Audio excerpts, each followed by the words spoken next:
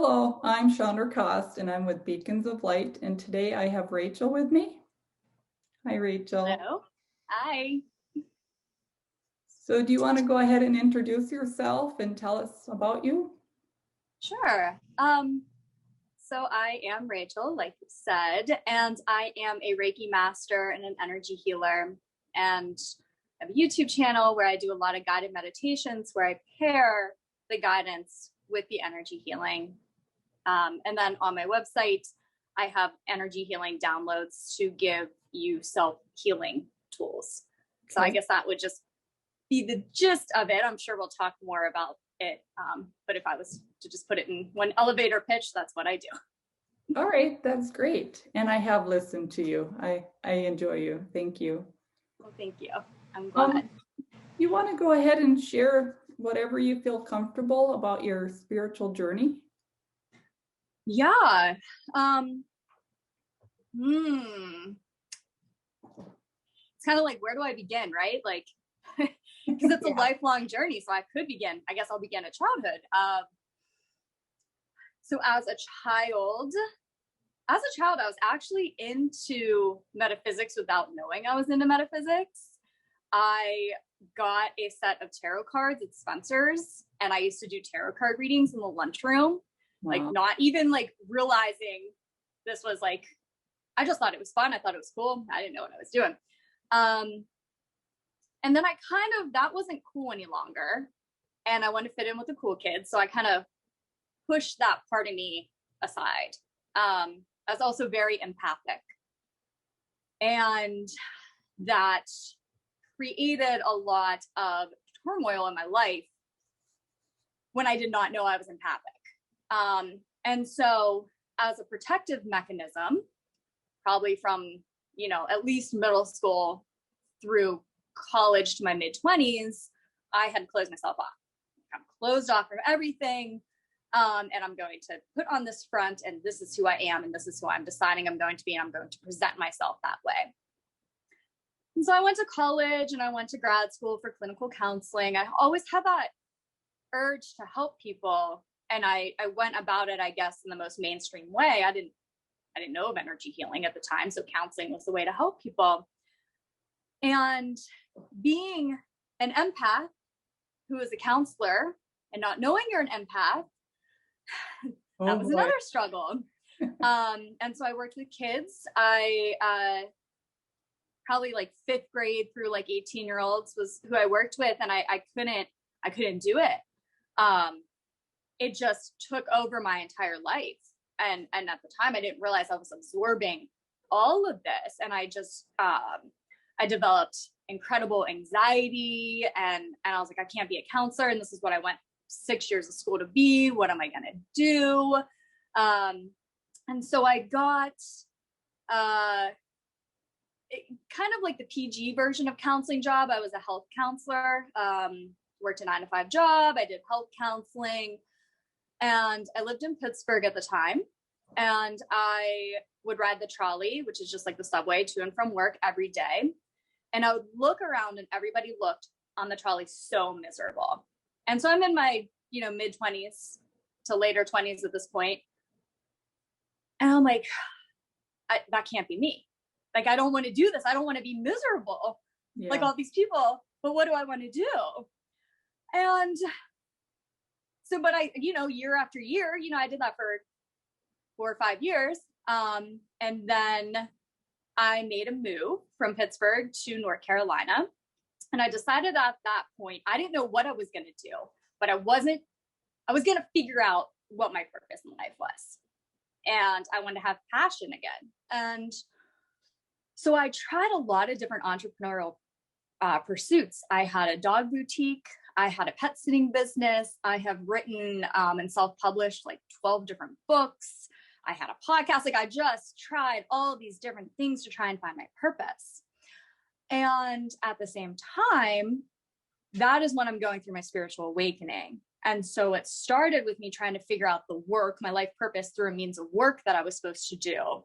Right. And it led me first to, I already had the background in psychology. So I had an awareness of, how our mind works. but it led me more into like the self-help aspect. And I got into like Louise Hay and Dr. Wayne Dyer. And then I kind of got deeper and deeper and deeper. So I'm on this unknowingly on this spiritual journey, trying all these entrepreneurial pursuits, trying to find what I'm here to do. And so I guess that would be kind of like the start of my real spiritual journey. I had such high anxiety that I went and got Reiki for the first time. And so I went and got Reiki, and I was like, oh my gosh, what was that? That was crazy. And so then I got more and more Reiki. And then they said that they had a school there, and I don't know why. I don't even remember when I made the decision, why I made the decision, but I'm like, I want to be trained in Reiki. Like, I need to do this. Right. And so I'm getting trained in Reiki, and then I get really deep. I guess I kind of transfer from the self-help to the more of the spiritual. Read Autobiography of a Yogi, became a student of Paramahansa Yogananda, learned all about the chakras and karma and all this energy. And so for about 2 years, whenever I was in Reiki school, I was studying a lot of like yogi teachings and things like that. Yeah. And I get out of Reiki school, and I'm like, this is what I'm meant to do. Like, I found it.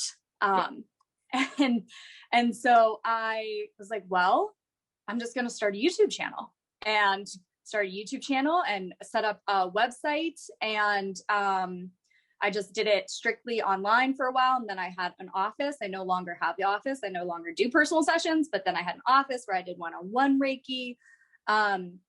And it's almost like the universe would give me something, a challenge, and I would work through it on my own. It's just my personality. I'm like, okay, this is my challenge. What are we going to do about this? Yeah. So I'd work through it on my own, and then I would give that information to others. Like, I ran several groups. So I would give that in the groups. I would put it on YouTube, on my website. Like, every single thing that I have putting out there up until this date has been a result of something that I have used personally on my own spiritual journey, and through my own trial and error, figured out what worked for me. And then I give it to others. Right. So my spiritual journey, I guess, was one of self-discovery, but at the same time, as I'm discovering who I am and working on my own healing and spiritual ascension, every single step of the way, I then would give it to others. Right. And so that's kind of where my life purpose led me to, I guess. Wow. That's good. And I know your YouTube channel has helped me, because some of the stuff you were going through, I would find when I was going through, and I would listen to your energy channeling. So I love that. Interesting. Yeah. It is. And it's interesting whenever people reach out or they comment like, wow, that's exactly what I'm going through right now. I can't believe you posted this. This is the answer I needed. And it's because we're all collectively going through this spiritual awakening ascension process. And we feel like we're in it alone sometimes, but we really are going through it together. Yeah, that's true. That's wonderful. Do you do like any like responsibilities that you feel that you do before for your people you're working with? I understand Reiki quite a bit, so that I'm sure alone has morals and responsibilities that you follow, that you had to learn. Yeah. So the main Reiki principle is you always do it for everybody's highest and best good. Yeah. And I don't claim to know anybody's highest and best good, but I trust that in your heart, in everybody's heart, you know your highest and best good. So, I mean, that would be the main moral or principle that I went by. I remember my parents were divorced, and whenever I moved in with my dad, he was very much more like kind of a free spirit kind of person. And he said, well, Rachel, you have one rule when you live here, and that's the golden rule. You treat others how you like treat yourself. And that's kind of like what that's how I'd like to live. I've always remembered that has stuck with me. Yeah. I like that. I try to do that myself. Yeah. It's important. And it's about what trying to use intuition and discernment about what is best for myself and best for others. So a hard lesson for me to learn was not to always bend over backwards for others. And sometimes when you do that, you're actually doing them a disservice. Right. That's true. And so whenever I first started being a healer, I'm like, okay, I can heal you. I can help you. I can help you. I can help you. And sometimes that's not the best. Sometimes that's just not the best. Yeah. And I've had people that they would email me, and sometimes technology just like screws with my vibe. And so sometimes I had to just take a step back from it for a little bit. And so I've had people email me, and then I didn't get back for like 5 days a week or something. And they'd be like, I'm so grateful you didn't get back to me right away, because the second I emailed you and put it all in writing, then I had my own answer come to me. Yeah. So yeah, it's always for the highest and best good, but then I always try and tune into my intuition and use my discernment of what that is, because it's not always apparent. Right. I like that. That's true. Do you do any ceremonies, prayers, anything that you do before you're gonna work, or daily, whatever kind of a routine? Yeah. I've done probably all of the ceremonies and rituals at one point or or another. My spiritual journey, I guess I didn't like talk a lot about it, but I've tried probably everything. Like I like to go down rabbit holes. So I've gone down all the different rabbit holes. Really, my only like main ritual or ceremony would just be meditation.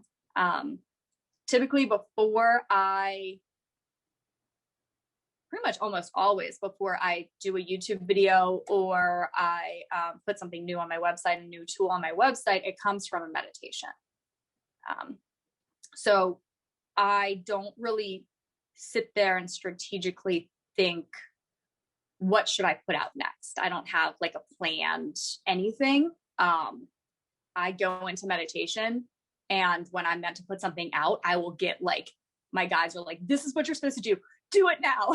And like jump up and then like, and go do it. And if I don't do it right away, then a lot of times it's like, I lose it. So great. I journal a lot because I would lose it. Yeah. mm-hmm. Yeah. Yes. Journaling is amazing. Yeah. What comes through, we know that it's from something higher. Channel, divine source. Yeah. Absolutely. I go on and off with journaling. I'm always grateful when I do journal, because I love reading through my journals and being like, wow, like that, I wrote that. All the answers, they're right there. Yeah. Yeah. Wow. That's good. Mm-hmm. I like that too. Do you have anything that we haven't covered? Maybe something like people that have helped you, great experiences that you've had? I know you talked about the books you read with Hay House, and they are good. Yeah, they are. What's the phrase? When the student is ready, the teacher will come. Yeah. I've had a lot of teachers, a lot. And some have stayed in my life. Like I will always consider Paramahansa Yogananda. I'll always consider myself a student of his. Yeah. I consider myself a student of Neville Goddard. The rest of the teachers, and probably Louise Hay too. She really changed my life in such a simplistic, beautiful way. Yeah. But the rest of the teachers, I feel like they would come for a period of time and they'd give me what I needed. Like I just went through so many phases. Like I went through a huge Abraham Hicks phase, and it's what I needed at that time. And I just like could not get enough until then I had enough. And I was like, okay, like on to the next thing. Yeah. And I guess an advice that I would have would be to honor your path. I had a friend of mine who explained spiritual awakening as a mountain. She's like, we're all getting to the same point. We're all getting to the top of the mountain. And some people go up one trail And some people go on all the different trails, and you're all getting to the same place. So I used to be hard on myself because I knew people who would have like one teacher, a guru, somebody that they just followed forever. And I'd be like, why can't I stick to anything? Like, I thought there was something wrong with me until I accepted, well, that's not what I came here. What Rachael, this being, came here to experience was a lot of different modalities, a lot of different teachers. And that path is not better nor worse than somebody who has a guru and follows them all the way to the top of the mountain. It's just how our souls want to experience this journey. Right. But yeah, I've had so many healers and teachers and people who met me where I was at the time, and they served such an important role in my healing. There's been so many, I can't even like recollect them all, but I have such gratitude for everybody who's been there along the way in whatever capacity they were, because I know that I needed them at that time. They were there at that time, and they assisted me in the way that I needed for me to get to whatever that next stage was for me. Yeah, I understand, because I have that too. Mm-hmm. Yeah. Is there anything that we haven't covered that you would like to talk about?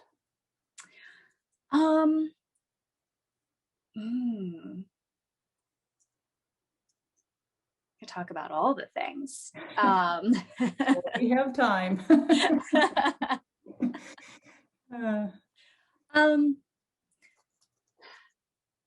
So I guess I'll talk about, I'll talk about the driving force behind a spiritual awakening, and how we all have one, and how to honor that for what it is. So some people come to spiritual awakening because they want more. Like, there's a void that they're trying to fill. Right. A lot of people come because there is something that they come because they are searching healing, maybe, and they can't find it conventionally. And so they look to other methods, and they find not only the healing they desire, but so much more through pursuing more of these spiritual methods. Right. For some people, it is like finding that life purpose, the twin flame journey. There's just a lot. Your children, your parents, like, there's a lot of motivating factors to this spiritual journey. And it's not, those motivating factors aren't always easy. A lot of times they come through an obstacle or a struggle. But in looking back, I can look back at every single struggle, obstacle, everything on my journey. And I've probably dealt with it all. Like, I didn't go into a lot, but I've dealt with like the financial, the health scares, the relationships, like what am I doing with my life? Like, I've dealt with like all these different obstacles, and they all, looking back now, I know why they were set up for me. Because if everything was just peachy keen, I would be okay, but I would not be where I am now. Right. And so, and like I said, I've been through it. Like, I've been in like the deep shadow work. Like, the struggle can be real, and I'm not minimizing any part of it. I just want to give encouragement that, like, if you are given something, keep persisting through it, because there's a reason for it. And there'll come a day where you look back and you say, that's why that happened. If that didn't happen, then I wouldn't have gotten where I am now. Yeah. I'm at the point right now where I am transitioning from the struggle part of my spiritual journey to the like, oh wait, I'm actually there, and I can start to really manifest what I desire. I'm done working out a lot of the lessons and all that kind of stuff, but the whole mental switch from like, I felt like I was trudging through mud up a mountain for like years, like just keep going. And now I'm like, well, hey, I'm here. Like, Yeah. Not that I'm like, the top level of spiritual awakening, but that's something I have personally been going through, is getting out of I have to heal this, I have to push through this, to being like, okay, wait, I've done a lot of that. Now I can enjoy the fruits of my labor. Yeah. So I'm just getting into that stage, and it's a very new stage for me. So I'm just like, just kind of looking around, getting my bearings. Yeah. That's funny, because that's kind of where I'm at. I was in a class, and I like to take a lot of classes and learn too. And one of the exercises was you had to read for the other person where they were on their mountain. And yeah, or like, and then what was behind them. And like you say, like the beginning of that mountain is mud and muck and whatever. And now the person told me that, well, I've done it twice now, and that I was enjoying the process now. And I'm like, I'm out of the mud, I'm out of the yuck, and it's getting better. Yes. Yeah, it's more enjoyable. And I do understand that each time I go through a hardship or something, I connect with somebody so much more because of what I have, and I can help them. And not only that, but each time, if I still have like the shadow, the dark shadow or whatever, shadow work, I have to work through it, but it's going so much faster. Instead of a week or a month, it's a couple hours. Yes. Yeah. I was just having that conversation with a woman that I went through our whole Reiki master's training together, and we, we're confidants. We were just talking about that. Yeah. It's like, it's not like they're gone, but when they come up, it's like a day or an hour, as opposed to like 3 weeks or what. I know. Yeah. Because, that struggle's crazy. But you do, like, so if anybody, like, I know that we're all in different stages. I feel personally that where we are collectively, it's just the energy is just moving quicker. I believe that. Yeah. And it's like, I don't know if you've noticed, but we talked about, the shadow, if it comes up, it's a lot quicker of a process. But for me, also like manifestation, or I will think of somebody and they'll immediately text me. It's like, boom, boom, boom. Yeah. Whoa. Yeah. And so, yeah. And if anybody is, you're deep in the shadow work and things like that, like, you're not there forever. Yeah. You do get through it. And when you do, it's all absolutely worth it. It is. I like that. Yeah.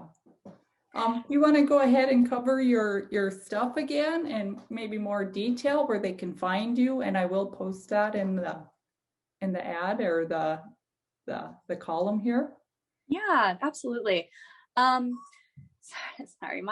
if Your you hear baby. my dog, my baby is, he's telling me it's dinner time, but it's not. Yeah. He just likes to get it early. Apologize for him. Yeah. So yeah, he sounds like my grandpuppy from my daughter. Every time we get on the phone, it's like, pay attention to me. Guys, oh my gosh, it's just a thing. And he knows it too, because I give in. That's my problem. I give in, and then he wins. Fine. It's like, hey, this works out well. Let me just. That's all right. I don't mind him. I enjoy it. All right, Gus. So I do Reiki, and I channel energy. For those who are, I guess I didn't really explain exactly what it was in the beginning. So energy healing is a form of work where we can Sorry, I'm just gonna pick him up. Okay, I was wanting to see him. Okay, I'm like, let's make what do you have there? let's make your camera debut Oh, for the little nugget who's just hi. so hungry. I'm like, Oh, no, mama, just so hungry. yeah. So in energy healing, it's a really awesome healing modality because we can go through and we can target the emotional body, we can target the energy body, we can target the mental body, and locate where there's stuck or stagnant energy and dissolve and transmute that energy so that it no longer affects you. You know, I said that I was a counselor before, and I know a lot of when I did personal work, a lot of my clients would do talk therapy or some sort of coaching or counseling with energy work because it is such a helpful modality. It's like you gain awareness and consciousness through sort of talking, if that's what the counselor and intuitive. And the energy work can help on those more subtle levels to help heal. And like I said, get that stuck energy or stagnant energy that's moving. So it works physically, it works mentally, emotionally. What I do now, like I said, are meditation. So I kind of give you that guidance along with the energy healing. And energy healing you can do, time and space are really an illusion. So it doesn't, you can do it in a meditation and you still get that energy healing. So my YouTube channel is primarily guided energy healing sessions where I walk you through a process, a guided meditation. And at the same time, while I'm doing that, I'm flowing energy to you. So you get that mental processing and what you need, but you also get the energy healing, kind of tackling it on all levels. So I have tons of videos on my YouTube. On my website, I don't do one-on-one healings any longer. There's a couple of reasons for that. First was for me, because as I said, I was a people pleaser and I just got completely burnt out on it. And so I had to say what's most honoring for me. And so I needed to take a break from it. When I was taking a break and I'm doing these downloads, I'm getting all this intuitive message, like, this is what I'm meant to do, is provide people tools to help heal themselves. And because I think the healing journey is, there are teachers and there's healers and intuitives and people who are there to hold your hand and help and assist you when you need that. But my role and what I was guided to do was give people these tools to take and do it themselves. So you have both. I know I use both on my journey. So on my website, I have more extensive of these energy healing downloads. So I work a lot with like relationship healing, twin flames. I have a house clearing, kind of like how you would use sage and smudge your house. I do that all through energy work and a download. I work with the violet flame, which really helps to transmute stuck energy. So yeah, on my website, you'll get anything from like 30-minute to hour energy healing downloads for a lot of what you would need. I've channeled archangels and different beings as well. I'm grateful to be able to have their energy channeled through me to help and assist the collective. So those are the two main places. I am on Instagram. I'm not active at the moment, but Reiki with Rachael on Instagram. I did card readings on there. But I would say YouTube would be the main place where I have a lot of free resources. Okay, that's great. Yeah. Well, thank you so much for today. It's been fun and interesting. And I know I've done your healings on YouTube, and I found them when I need them, and they're timeless. Yes. Yeah. I'm glad that I love to hear that feedback, because I do feel it's interesting, because the other day I was like, okay, I need something. And I was like, what do I need? And I go on YouTube, and it was YouTube suggested to me one of my healings. It was like one of the first ones that I did. And I was like, that's one of the first ones I did. Like, what are you doing? Fine, I'll listen to it. And I was like, afterwards, I was like, oh, that was exactly what I needed. Okay. Yeah, I get that a lot. That's fun. Yeah.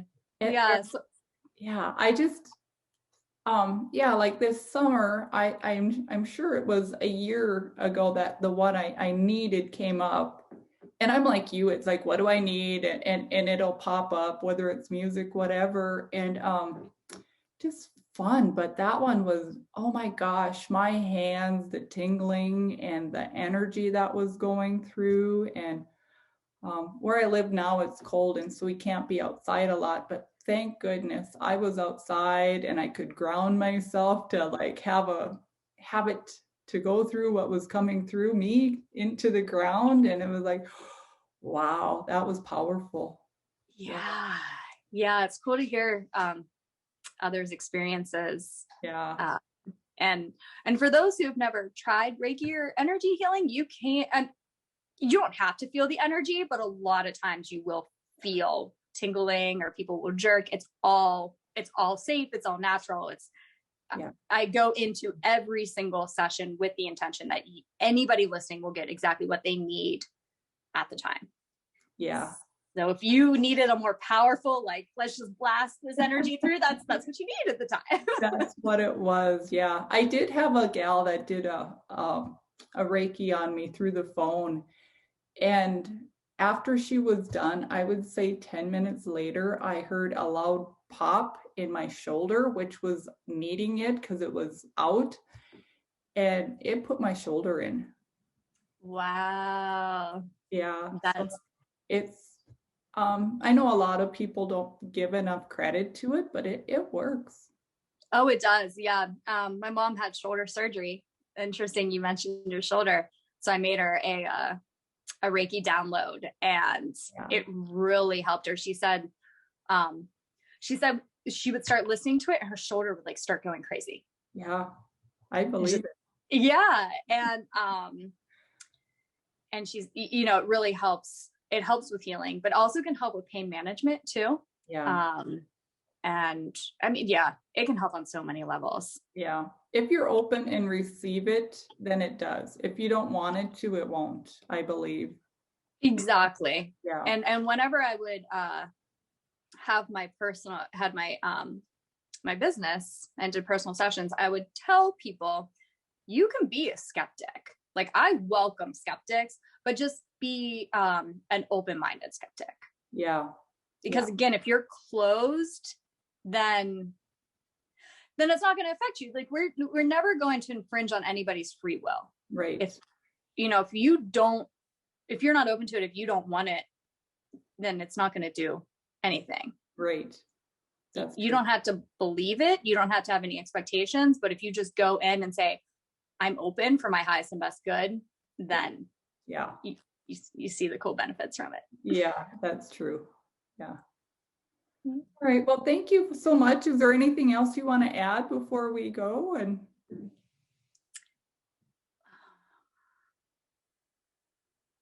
I don't know. Do you have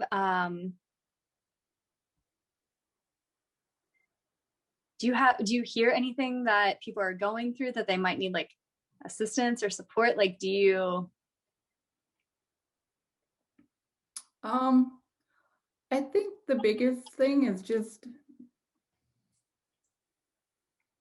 knowing that they're not alone in this, Mm-hmm. and finding community and I think just compassion and understanding right now in the times that we're going through. There's just so much confusion of what's going on. And we talked earlier, we don't listen to the news, and knowing that the news comes to you. Mm-hmm. Yeah, we were talking about that earlier. We don't watch the news, but anytime we need to know something, we're always told. Well, did you hear? Yeah. No, I didn't, but thank you. Yeah. Good to know. Yeah. But yeah, just and I think maybe people are afraid of letting people around them know. Like, that was my big deal. Mm-hmm. Not my family don't know that what I can do. My boyfriend does, and my sister does, and I have a handful of community that does.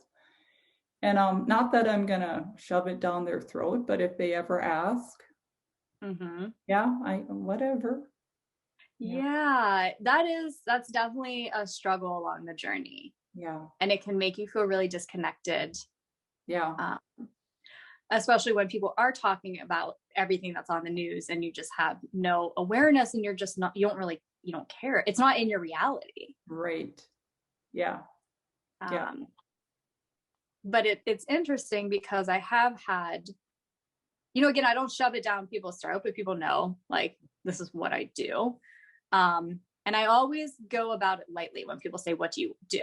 I say, yeah, like, we like tiptoe and we see, and people surprise you. People will surprise you because people I never thought would be into be like, "You do Reiki? Oh my gosh, I love Reiki." I'm like, "Oh, okay, that's yeah, cool." yeah, Um, but I've also had people that have come to me on their own volition in their time of need saying, "Can you help me? Can you send me Reiki? Can you do a reading for me?" Like, and I would never expect people I would never expect. oh, wow, So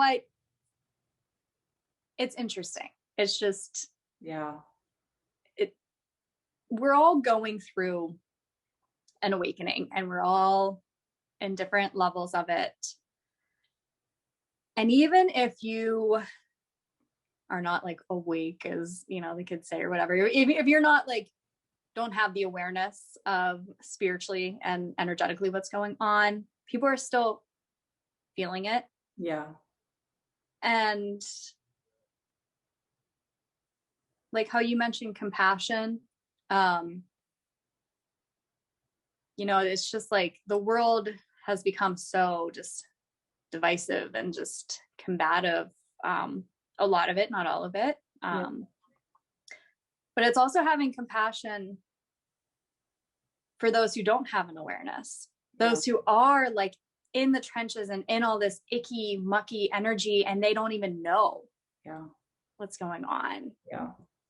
I think they're feeling it and they don't know what to do with it. I think Yeah, that's a lot of it. I really do. I agree.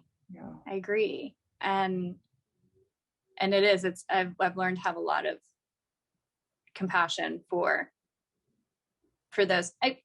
We're all human, so there are times where I'm like, oh gosh, yeah. like No, it's, yeah. no. No, no. Yeah, But when you can take a step back and look at it, then you are able to foster a sense of compassion, because if wherever you are in the spiritual awakening or ascension journey, to have an awareness of it is a gift it that a is. lot of people don't have. Yeah, yeah. I think they will eventually. I think that's where Mm-hmm. we're headed. Yeah, we're the as are you familiar with Dolores Cannon? Yeah, Yeah, she refers to the waves of volunteers. So we're yeah, some of the first volunteers yeah, who, yeah. Well, maybe second, because I have a lot of people that have helped me along the way. yes, So yeah, yes, I the agree second, with that. Yeah, yeah, because she says yeah, there's three waves of volunteers. So yeah, I would believe that we would be in the second. yeah. I do feel that. Yes. Yeah. Mm-hmm. Which is, I always wonder, I'm like, what's it gonna be? Are there gonna be like books written about us in like 1,000 or 2,000 years? This whole ascension and I believe so. Yeah. yeah. I get told I'm gonna do a book. I don't know when. I hear so many people who are saying that, like, not so many, but I've heard that from people that are like, I keep getting told or I keep getting guidance to write a book. Right. And my one Reiki friend who I talked about earlier got amazing guidance because she kept being guided to write a book. And she was a journalism major, and she immediately went into like, okay, how would it get published? She went into like very kind of like 3D thinking. And it kind of stressed her out. Like she was like, I don't know what I would write. Like she knows what she would write about, but like all like the technicalities were like Yeah. made her not do it. And so during one meditation, she realized who she was writing the book for, and it was going to be for her grandchildren. Oh yeah. Yeah. And it's because, and the message she got was, pretty amazing. You know, if you think about when we were all in tribes and we had elders, and the elders would tell the story of the gods or the people, and it's kind of like we're going through that again. And since we are the first or second wave of volunteers, we become the elders. Yeah. So all of this knowledge and experience that we're gaining, I believe the reason why a lot of us are being intuitively guided to write a book or to put it down is for those future generations to pass on this knowledge, because the world is going to, I mean, it's going in a very different direction. Than we're in a whole new age now. Yeah. And with a whole new age, you kind of need a whole new manual of how to do this. Yeah. Yeah. I like that, because I read the other day, I seen a gal and she said, I was told I would write a book and I wrote 3, but they never got published. And she's like, well, I thought I would write a book. And her guide said, you did. We never said you would publish them. Nice. You know, I love that. Even though you got a book in you, it doesn't mean, you know, maybe it is for your family. You never know. Yes. Or maybe it's for somebody to find when you're long gone, and then they find it, and then that becomes a book that when people are ready for, then it will be published. Or like that. Yeah. I like that. It's like we get these intuitions. We don't know why. Yeah. And we try and wrap our human mind around it and plan it. And our guides and our intuitions, like, just we gave you this stuff. Just do this stuff. Don't worry about the rest. That's this whole beacons of light. Everything has been divinely guided, channeled for me to do. Even the people to ask to do the interview. And I have had people tell me that they don't know why they've done the interview. They just felt pulled, and it's just been really a wonderful experience. Yeah. It's so interesting. Well, I had to tell you, like, probably a month before you reached out,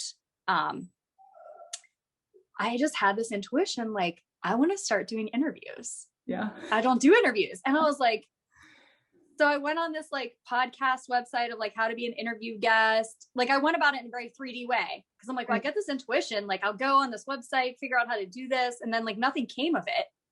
And then you reached out and a couple other people reached out all at the same time.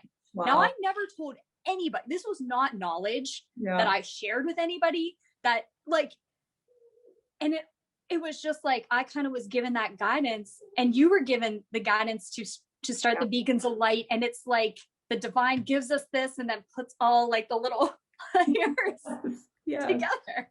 I know. I love it. I love it. It's really cool. Yeah. All right. Well, thank you for joining us with Beacons of Light. I am Chandra Koss with Rachael, and thank you. Thank you so much. I enjoyed this.